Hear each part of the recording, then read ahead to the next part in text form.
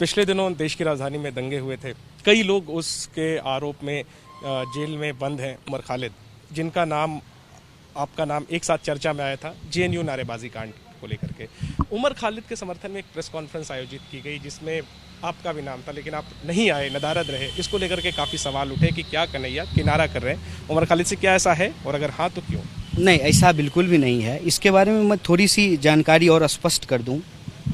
एक बात तो ये है कि एक व्यक्ति का पोजीशन ढूंढना या उसको जानने की कोशिश करना, ये पूरी की पूरी राजनीतिक परिपाटी के अगेंस्ट है, जिस राजनीतिक विचारधारा से हमारा संबंध है। हमारी पार्टी इस पे पोजीशन लेकर के आई है और जिस प्रेस कॉन्फ्रेंस की आप बात कर रहे हैं उससे अगले ही दिन सीपीआई, सीपीएम, डीएमके, कांग्रेस सबके सदस्य जा करके राष्ट्रपति जी से मिले और उनको अपना ज्ञापन भी सौंपा। स्थिति बिल्कुल स्पष्ट है। हम लोग कह रहे हैं कि किसी भी व्यक्ति की, मान लीजिए उमर तो जेएनयू में पढ़ते थे, कोई ऐसा इंसान जो जेएनयू में नहीं पढ़ा हो, जिसका नाम हमारी नाम की तरह नहीं हो, जिसका उपनाम हमारी उपनाम का नहीं हो, देश के किसी भी हिस्से में किसी भी इंसान के साथ अगर गलत होगा, उसके लोकतांत्रिक अधिकारों पे हमला होगा, तो निश्चित तौर पे हम लोग उसका विरोध करेंगे। दिल्ली दंगे के जांच का जहां तक सवाल है, इस पे प्रश्न जो है सिर्फ हम लोग नहीं उठा रहे हैं।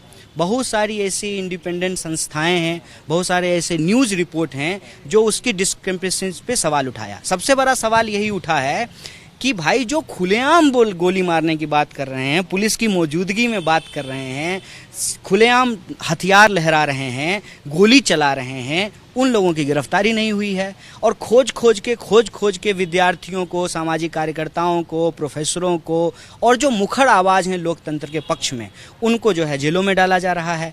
तो ये कहीं ना कहीं जो जेल बेल का खेल है, उसका उद्देश्य यही है कि ऐसा बहस खड़ा करो देश में जिससे देश के बुनियादी सवाल गुमराह किए जा सकें।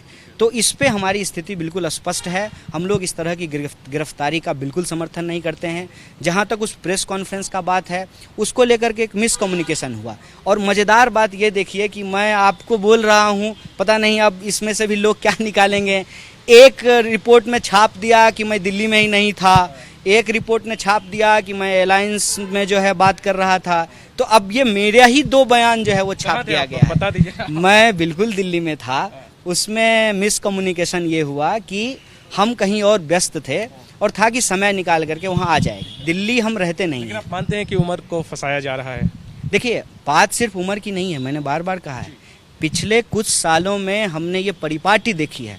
आपको मालूम होगा कि पिछले कई महीनों से सुधा भारद्वाज जेल में है, अनंत तेलतुम्बड़े जेल में है, उमर से पहले देवांगना और नताशा जेल में बंद हैं, और दर्जनों लोग, मतलब आप अगर नाम गिनाना शुरू करें तो ये इंटरव्यू 1 घंटा और चलाना पड़ेगा।